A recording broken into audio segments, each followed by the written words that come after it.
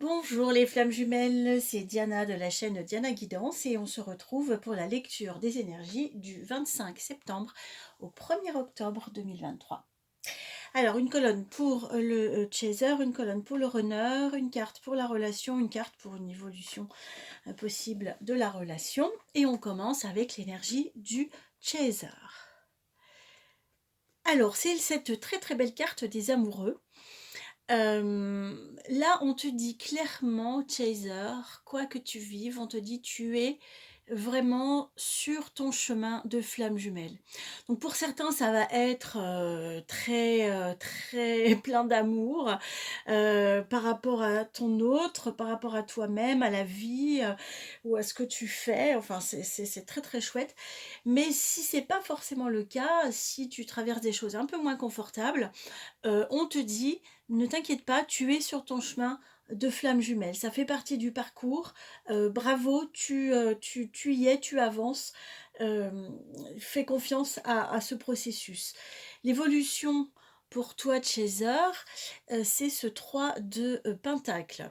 Alors, tu travailles, hein, tu travailles sur toi, tu apprends, tu es dans une phase où tu, vas vers ton alignement, vers toujours plus de justesse par rapport à qui tu es, qui tu dois être, qu'est-ce que tu dois faire, ta mission de vie, tout ça, tout ça.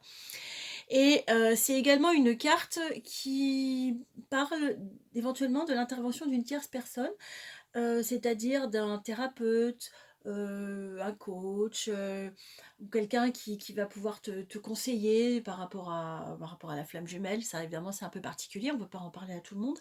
Il faut trouver la bonne personne. Donc ça, voilà, c'est une possibilité d'avancer en étant aidé par, un professionnel. D'ailleurs, petit coup de pub au passage, si tu veux travailler avec moi, je suis psycho-énergéticienne et on peut travailler sur ton parcours de flamme jumelle. À ce moment-là, tu peux me contacter par le mail qui est en dessous de la vidéo. Ici, la carte du conseil. Alors, le conseil te parle de ta force, de ta puissance, Chaser. Là, on te dit, n'aie pas peur de cette puissance que tu sens en toi. En fait, c'est quelque chose qui peut être refoulé parce que associé à de la violence ou à une trop forte énergie qui part dans tous les sens, enfin quelque chose qui n'est pas maîtrisé. Or là, c'est vraiment une histoire de maîtrise de la force et en même temps de pas tout retenir, de pas tout refouler, de pas tout barricader, mais de d'habiter ta puissance et de laisser ta puissance t'habiter et rayonner autour de toi.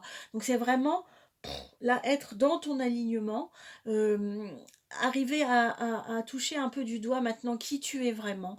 Et dans ce qui tu es vraiment, il y a toute cette puissance de la flamme. Donc n'aie pas peur de ça. Tu peux sentir là maintenant des nouvelles choses qui vont émerger. Ça fait partie de ton évolution en fait. D'accord. Alors, donc ça c'est plutôt pas mal hein, pour le chaser. Passons au runner. Alors, ami runner, mais que t'arrive-t-il? L'énergie du runner ici, c'est le 9 d'épée. Le 9 d'épée, c'est des insomnies, c'est de l'angoisse, se triturer les méninges. Alors, on est dans le mental, hein, on est d'accord, mais c'est quand même très anxiogène là. Là, la fille, elle a des livres qui sont ouverts autour d'elle, comme si elle cherchait des réponses, elle comprend pas, voilà, elle se pose des questions, plein de questions, trop de questions. Et c'est pas très, très, très joyeux ça. Alors, l'évolution, mais écoutez, voilà, pour le runner, on a le 9 de bâton, c'est une carte d'une personne qui se défend. Une personne qui est sur la défensive, qui réagit voilà, par cette position de je me défends. Donc il y a quand même une certaine rigidité, une certaine fermeture, mais que se passe-t-il, runner? Qui t'agresse comme ça? Tes idées noires, probablement, hein, plus qu'une personne en particulier. Là, on a, pour l'énergie de la relation, on a encore de l'épée. Hein, on a la reine d'épée qu'on a déjà vue, qui est cette reine qui défend son cœur. Là, son cœur est fermé. Alors, ce qu'on te conseille, runner, regarde, on a un petit page de coupe. Un petit page de coupe, c'est tout mignon. La coupe, ça te relie à tes émotions. Le petit page à ton enfant intérieur, à ce qui te fait vibrer, ne serait-ce qu'un peu, à ce qui nourrit ta créativité. Essaye de te relier à ça. Essaye de te relier à quelque chose de beaucoup plus innocent, de beaucoup plus porteur, de beaucoup plus positif que toutes ces idées noires, là, toutes ces angoisses. Donc trouve qu'est-ce qui peut te relier à ce qui est vivant en toi, à ce qui est créatif en toi. Ici, on a, pour une évolution possible de la relation, on a le roi de coupe, tu vois. Et il y a un lien entre le petit page de coupe et le roi de coupe. Le roi de coupe, c'est ce que tu es appelé à devenir. Donc voilà, ouvre ton cœur, n'aie pas peur, ne le protège pas, parce que le protéger de cette façon-là, en réalité, ne protège de rien. La reine d'épée, elle est prudente, on la lui fait pas. Elle a déjà beaucoup vécu, elle a déjà beaucoup d'expérience, de sagesse. Elle fait attention, mais son cœur est fermé. Ici, le roi de coupe, c'est tout l'inverse. Le roi de coupe, c'est quelqu'un qui est dans un grand amour, mais qui est totalement à l'aise avec ça, qui assume ses sentiments, qui rayonne et qui est tout à fait... euh, qui est un roi, quoi. Voilà, le roi de coupe, c'est la carte la plus forte dans les cartes qui parlent d'amour et du cœur. Là, dans ce jeu, on voit qu'il est sur une île. Il a une longue vue. Il observe à distance, probablement. Donc, moi, j'aime bien penser que ce roi, il est là, il veille, et puis on va pouvoir le rejoindre à un moment donné. Ce petit page, il va grandir et il va pouvoir se métamorphoser en roi de coupe.